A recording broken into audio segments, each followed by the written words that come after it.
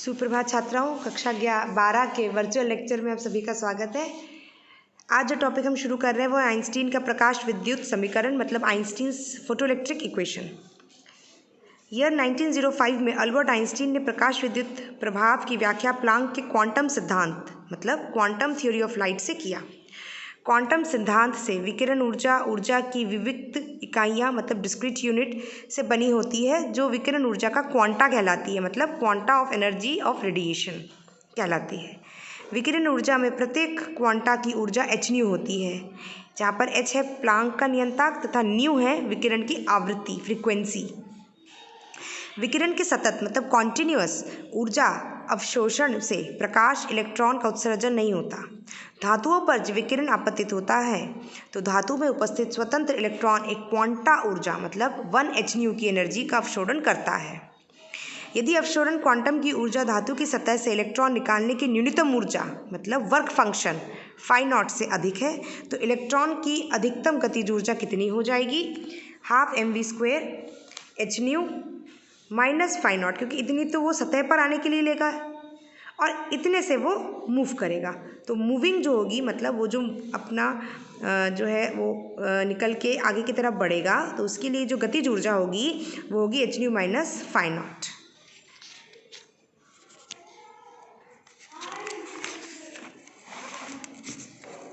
जब m electron का द्रव्यमान ν इलेक्ट्रॉन का अधिकतम वेग अगर m इलेक्ट्रॉन का द्रव्यमान ν इलेक्ट्रॉन का अधिकतम वेग तथा φ0 कार्यफलन वर्क फंक्शन है तो अधिक दृढ़ता से बंधे इलेक्ट्रॉन के उत्सर्जित होने पर उनकी गतिज ऊर्जा अपने अधिकतम मान से कम होती है। यदि ν बराबर ν0 मतलब दहली आवृत्ति जिसे हम थ्रेशोल्ड फ्रीक्वेंसी कहते हैं हो तो 12mv² मैक्स मिले, ये बराबर 0 होगा।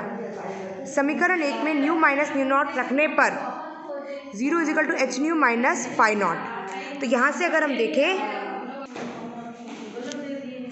तो इस समीकरण में आप देख सकते हैं कि 12mv² मैक्स बराबर 0 है।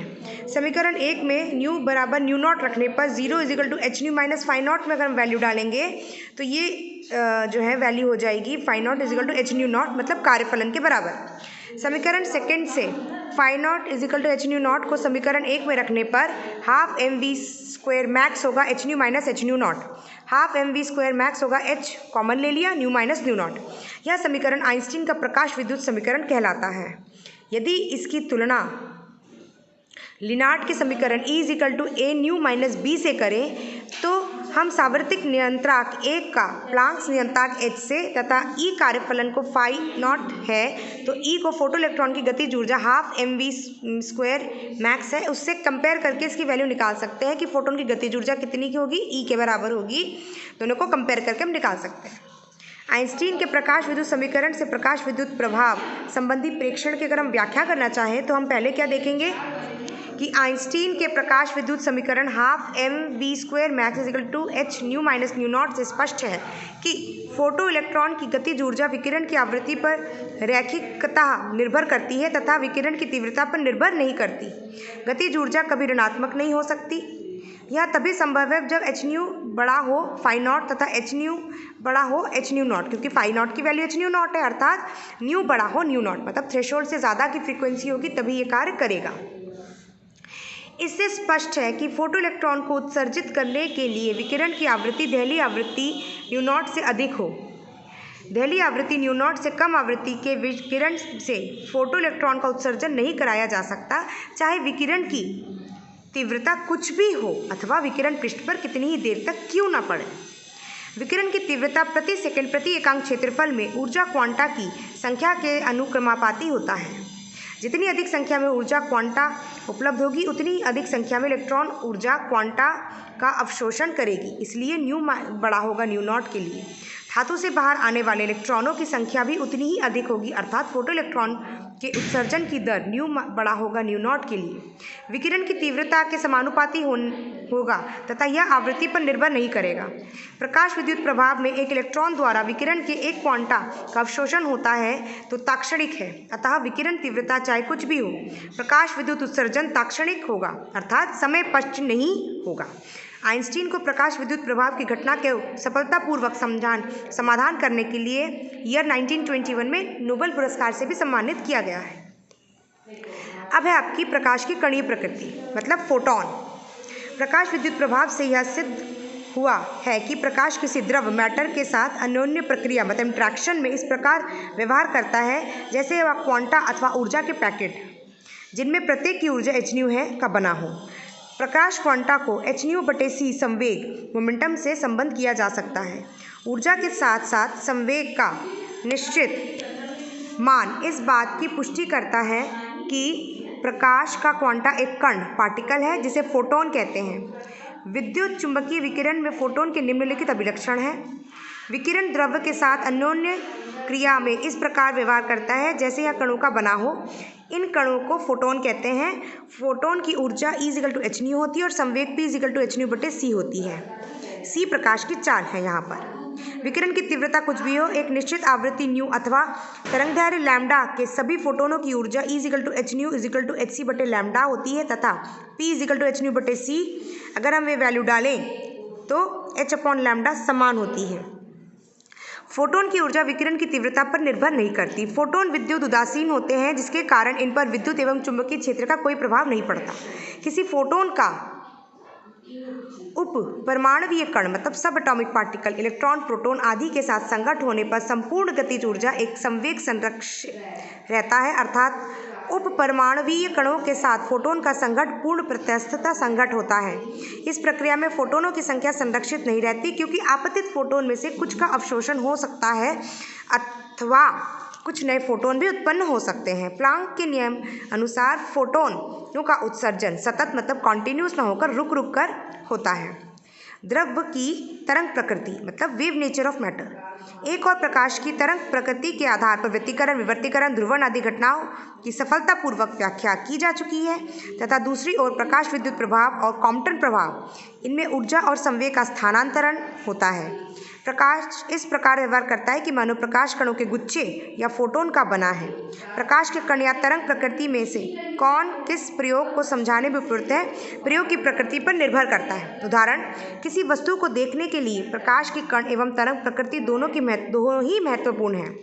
नेत्र लेंस से प्रकाश को एकत्र कर फोकस करने की प्रक्रिया में प्रकाश की तरंग प्रकृति महत्वपूर्ण है तो प्रकाश का रेटिना की शिलाकाओं तथा शंकुओं द्वारा अवशोषण में प्रकाश की कण प्रकृति महत्वपूर्ण है। उपयुक्त उदाहरण से स्पष्ट है कि प्रकाश में तरंग प्रकृति तथा कण प्रकृति दोनों पाए जाते हैं। प्रकाश में द्वैत प्रकृति होती है। इसको आधार मानकर 1914 में एक फ्रांसीसी उपयुक्त उदाहरण से स्पष्ट है कि प्रकाश में तरंग प्रकृति तथा कण प्रकृति पाई जाती है अर्थात प्रकाश में द्वैत प्रकृति है। इस आधार पर 1914 में फ्रांसीसी वैज्ञानिक लुइस विक्टर डी ब्रॉगली ने एक क्रांतिकारी विचार प्रस्तुत किया कि यदि विकिरण में द्वैत प्रकृति है तो गतिमान कणों में भी द्वैत प्रकृति होनी चाहिए अर्थात गतिमान कणों को उपयुक्त परिस्थितियों में तरंग के समान व्यवहार करना चाहिए। इसके लिए इसके तर्क दिया गया कि प्रकृति समातीत है, नेचर लव सिमेट्री, अतः द्रव्य और ऊर्जा मैटर एंड एनर्जी का भी सममित लक्षण होना चाहिए।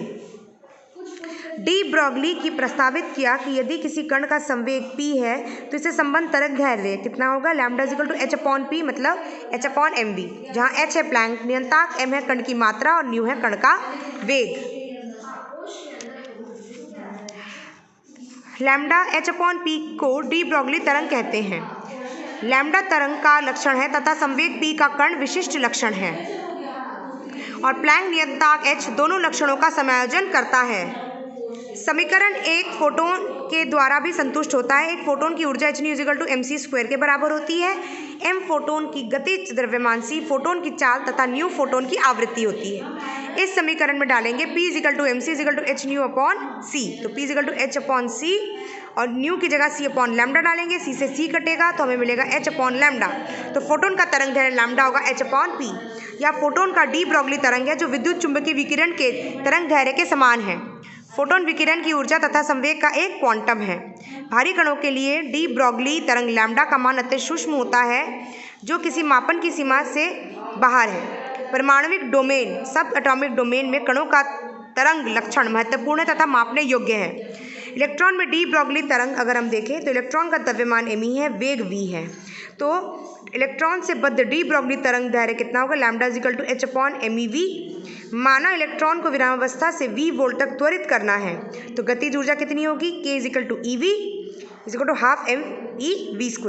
ये आपकी वोल्टता है और ये आपका वेग है। e इलेक्ट्रॉन का आवेश है। इलेक्ट्रॉन का वेग v होगा √2k/me, मतलब 2ev/me। इलेक्ट्रॉन का संवेग p होता है mev = me और v की जगह हमने ये मान रखा। तो इसको अगर हम सॉल्व करेंगे हमको मिलेगा 2ev/me और बाहर me है। अब मैं me को अंदर ले जाऊंगी तो ये अंदर जब जाएगा ये हो जाएगा 2ev/me²। एक कटेगा, मेरे पास आएगा 2evm का रूट। इलेक्ट्रॉन से बद्ध तरंग दैर्घ्य लैम्डा होगा h/p, h/2me × k, h/2eVme। तो लैम्डा होगा h/2mek = h/2meev, तो लैम्डा होगा h/2me × v। में प्लांक नियतांक h इलेक्ट्रॉन का द्रव्यमान me तथा इलेक्ट्रॉन पर आवेश e का मान रखने पर लैम्डा होगा 6.63 × 10⁻34 और 2 द्रव्यमान इलेक्ट्रॉन का 9.1 × 10⁻31 × 1.6 × 10⁻19 × v। इस पूरे को अगर आप सॉल्व करेंगे और रूट निकालेंगे, रूट v को बाहर करेंगे तो ये सॉल्व होकर इसकी वैल्यू आएगी लैम्डा = 12.27/√v आर्मस्ट्रॉन्ग। मतलब या तो √150/v भी आप आर्मस्ट्रॉन्ग ले सकते हैं। गतिमान इलेक्ट्रॉन से बद्ध डी ब्रॉगली तरंग दैर्घ्य संपूर्ण अंतराकाश में फैली हुई नहीं होती। यह एक तरंग पैकेट के रूप में आकाश में एक निश्चित क्षेत्र में फैली हुई होती है। इसी के साथ आपका ये पाठ समाप्त होता है। अगर आपको कोई भी समस्या है तो आप मुझसे पूछ सकते हैं। धन्यवाद।